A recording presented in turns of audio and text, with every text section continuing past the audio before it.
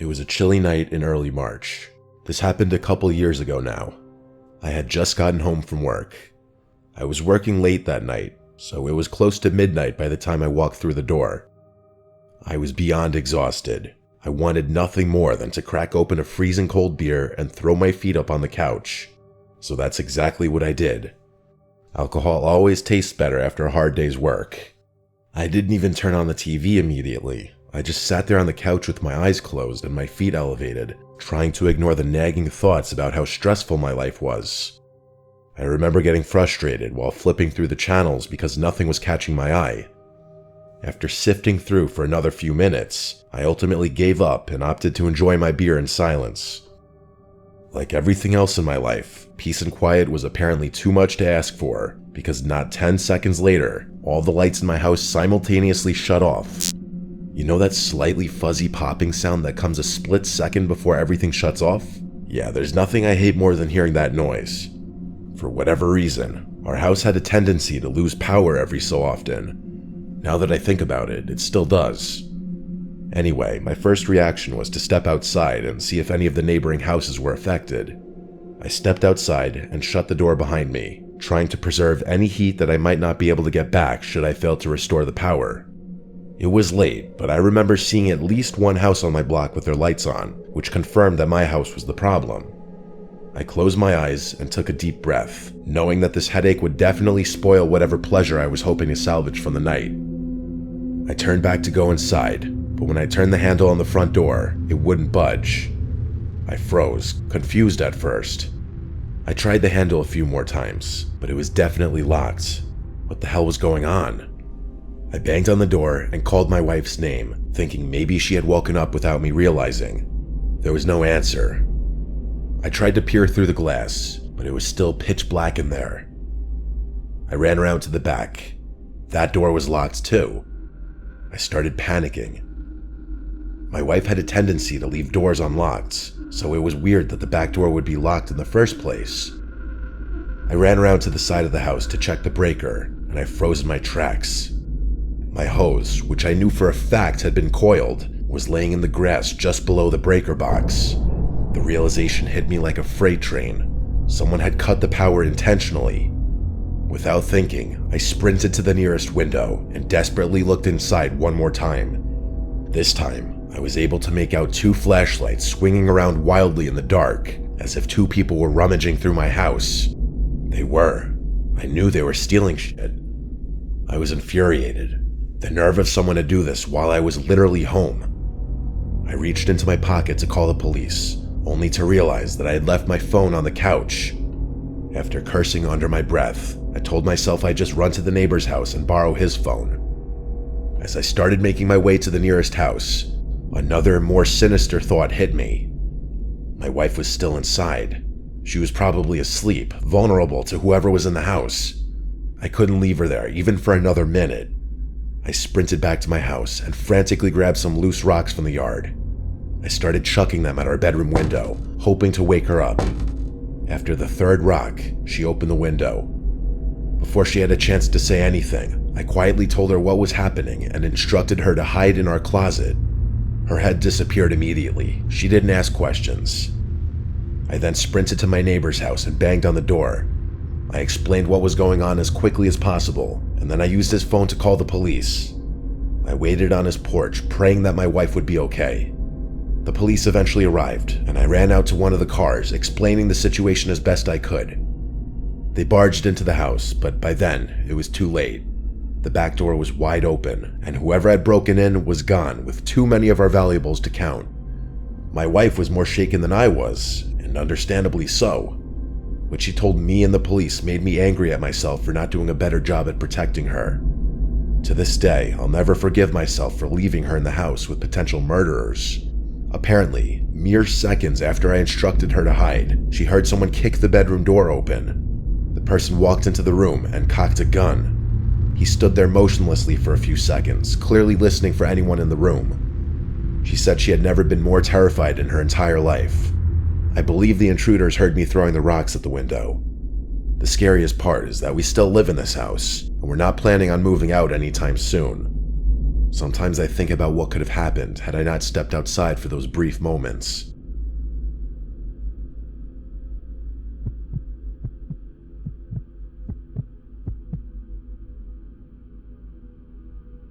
I've always lived in the shadow of my older brother. I'm not bitter about it, but it's just been the truth. He's got a successful business, and I've been trying to replicate that for the better part of 6 years now. I recently moved back in with my parents to try and find some footing. Going back home definitely felt like a step backward, but I didn't have many options. I was staying in the basement to keep out of their way as much as I could. It wasn't too bad down there, it was almost like a mini apartment. The basement had its own little kitchen, bathroom, office, bedroom, and even a TV with my old video games. With all that, I rarely went upstairs. I could pretty much live down there on my own, and it kept me from feeling like a total burden. One night, it was either Friday or Saturday, there was a pretty nasty storm blustering outside. Rain was hammering against the windows, and the wind was strong enough to rattle the whole house. I can't overstate the intensity of it. It was one of the wildest storms I had ever seen at that point. My parents were out of town for the weekend, so I had the place to myself, which was fine by me. I remember it being extra cozy down there that night. I love listening to a raging storm from the comfort of a warm bed, especially when it's late at night. There's something about hunkering down inside during a chaotic storm that really eases my mind. I was about to fall asleep to the soothing pattering of rain when the power suddenly went out. Everything clicked off at once, and I was left in total darkness. I groaned, annoyed at the inconvenience. I figured the storm must have knocked out the power, and for a second I thought about going to check the breaker, but I didn't feel like dealing with it. Not with the storm raging outside. Besides, I was about to go to bed anyway, and I didn't really know where the breaker was to begin with. I figured I'd just wait it out and deal with it in the morning. As I lay there, trying to get comfortable again, I heard something. A loud, unnatural thud against one of the basement windows. It sounded heavy, like something had hit it hard. My first thought was that maybe a branch had come loose in the wind or a tree had fallen, but the sound was sharp and deliberate, not like anything I'd heard before. As lazy as I wanted to be, I couldn't ignore a fallen tree. That was a bit of a step up from a simple power outage. Reluctantly, I got out of bed and grabbed my phone, using the flashlight to make my way over to the window. The basement was pitch black, and the only sounds were the rain pelting the glass and the low rumble of the thunder outside. I remember rubbing fuzzies out of my eyes to try and wake myself up a little bit. I held my phone up to the window, squinting through the glass, and nearly died from my heart stopping right there. There was a man's face pressed up against the window, and he was staring in at me. His eyes were wide, his skin pale and drenched, and for a split second, he made direct eye contact with me. As soon as he saw me looking, he moved away from the window. I stumbled back, almost dropping my phone in shock. What the f*** had I just seen? I felt my heart starting to race. I could barely breathe, but I didn't have much time to process it because a few seconds later, I started hearing another sound, the sound of footsteps. I listened closely. The floorboards above my head were creaking gently. There were people in the house. Between what I had just seen and what I was hearing, I was on the verge of losing it. I was home alone and my house was literally getting broken into. On top of everything, one of them knew I was in the basement. I couldn't think clearly with how severe the situation was. Everything was happening so fast, but I had no choice but to act. I quickly checked my phone, ready to call the police. But then I remembered that power outage had knocked out the Wi-Fi, and with no cell service in the basement, I was trapped down there, totally cut off. I knew I couldn't just sit around and wait for these people to do whatever they'd come to do. I tried to calm myself, thinking through my options. I couldn't let those strangers just roam around my house, but I definitely didn't want to confront them head on. I was literally stuck in a lose-lose situation. I decided I'd try to sneak upstairs, skip out the front door quietly, and then call the police once I was outside. I didn't have another choice. Keeping my footsteps as quiet as possible, I made my way up to the basement stairs. I still remember the pure fear of that moment.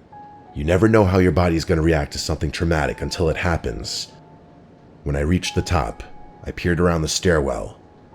My heart sank because I saw 3 figures with flashlights moving around my pitch black house.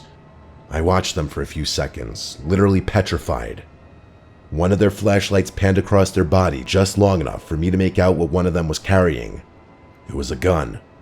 I froze. Every muscle in my body was tense. I didn't move. I just watched as they murmured to each other in low voices. That's when I heard one of them say something that escalated the situation even further, if that was even possible.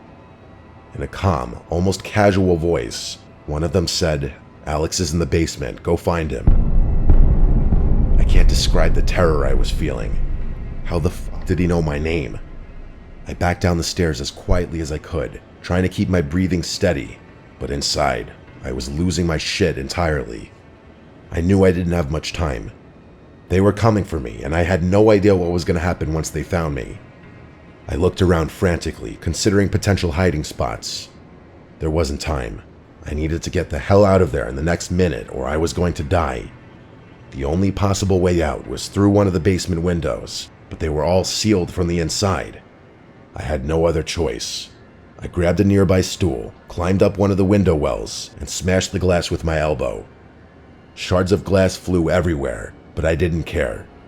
I scrambled through the broken window, pulling myself out into the rain. I felt the cuts all over my body, but I didn't have time to register the pain with the adrenaline and fear coursing through my veins. The downpour soaked me instantly, and I ran through the mud, trying not to slip. Once I was a safe distance from the house, I finally got a signal and called the police. I remember my hands shaking so hard I could barely hold the phone.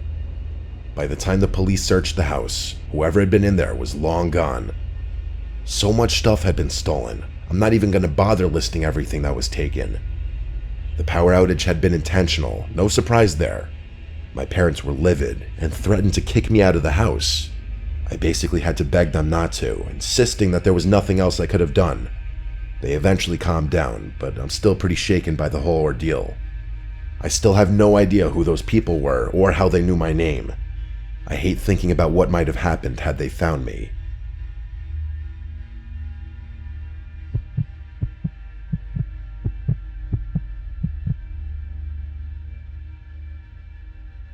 I live in a quiet suburban area, but there are a lot of more densely populated towns within driving distance of me.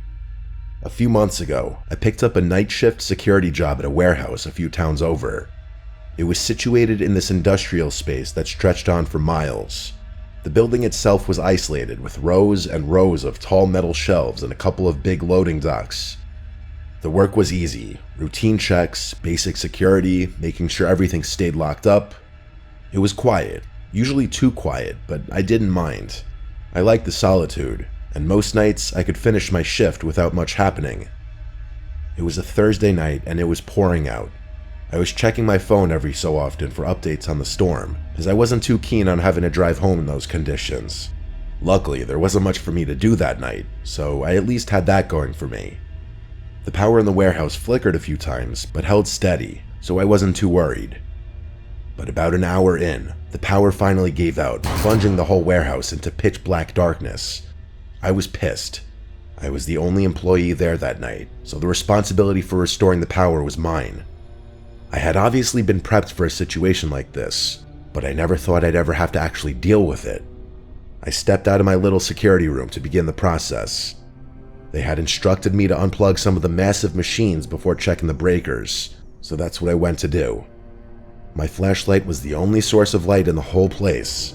It was honestly creepy as hell. The silence felt thicker in the dark, and every creak of the building seemed louder without the hum of the lights. My footsteps echoed like 100 times louder too, which was definitely an odd feeling. As I was patrolling one of the aisles, I heard a loud, metallic clattering echoing from somewhere deeper in the warehouse. It startled me, but I brushed it off as the storm rattling the roof or the metal shutters. Still, I decided to check it out, aisle by aisle. When I rounded one corner, I froze. A faint beam of light was moving along the shelves up ahead. It looked just like my own flashlight. It clicked off as quickly as I had seen it, but I had definitely seen it. No one should have been there until the morning, though. I felt my heart start to race. Why the hell would someone else be in here? I debated calling out, but ultimately decided against it. When I reached the spot where I'd seen the light, it was gone. The aisle was empty, just rows of crates and shelves stacked high with inventory. I started freaking out, knowing I wasn't going crazy. I knew what I saw. I had a job to do, though. I debated calling the police, but wasn't sure if what I had seen would be enough. I guessed there was a slight chance I could have imagined it. In hindsight, had the company not equipped me with a taser, I probably would have just called the police right there. As I continued my patrol, a strange smell hit me. A musty, metallic odor, like rusted metal or stagnant water. The smell was coming from one of the loading bays, a darker part of the warehouse where crates were stacked up floor to ceiling. I followed the smell with my flashlight, and that's when I noticed something odd. My beam reflected off the polished concrete floor, revealing 2 sets of wet footprints leading into one of the storage aisles. In that moment, I wanted to run in the opposite direction and call the police, but I couldn't just yet. If anyone was poking around, it was on me. That was literally my job. Curiosity got the better of me, and I decided to follow the trail. I kept my flashlight low, not wanting to make it obvious where I was. As I got closer, I started hearing faint whispers, just barely audible, like 2 people having a conversation a few aisles away. I couldn't make out the words, but something about the tone sounded tense, almost urgent. I clicked off my flashlight and held my breath, trying not to make any noise. I gripped my taser and crept closer to the whispering. As I turned the corner, I raised my flashlight to confront whoever was there, but there was honest to God no one in front of me. The whispering had also stopped, which was pure insanity. They had literally been right in front of me. How the hell had they disappeared so quickly? The whole situation had me rattled. I decided that I wasn't getting paid enough for this, so I decided to just make a beeline for the circuit room and get the power on without worrying about my other tasks. I made it there and started fumbling around with the breakers in the dark. As I was doing that, I heard something scrape across the floor nearby. I swung my flashlight around and spotted the edge of a metal tool lying just a few feet away. A crowbar. It hadn't been there before. This was serious now. Whoever was in there with me had potentially malicious intentions. I yelled out that I was armed, which was kind of a half-bluff considering the taser. I needed to get out of there as fast as possible. My nerves were shot at that point, but I knew my life was more valuable than whatever consequences I'd face for leaving.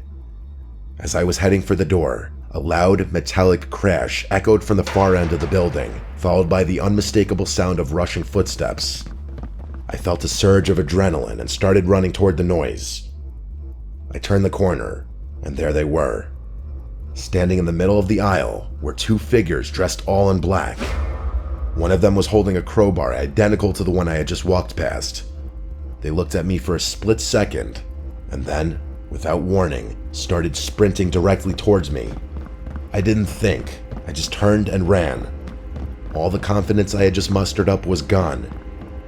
I could hear their footsteps pounding behind me, but I didn't dare look back.